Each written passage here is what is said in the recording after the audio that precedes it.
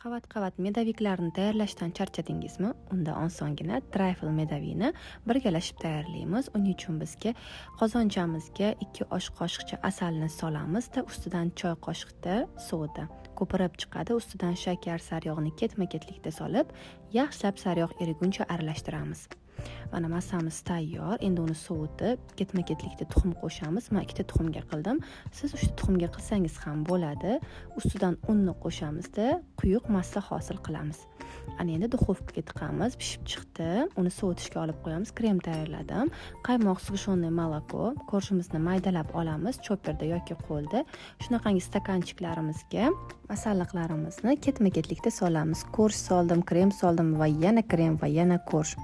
Shu bilan qarabsizki, osongina, tez bo'ladigan medavik, eng asosiysi mazali bo'lgan pirojnimiz tayyor bo'ldi. Albatta tavsiya qilaman, tayyorlab ko'ring.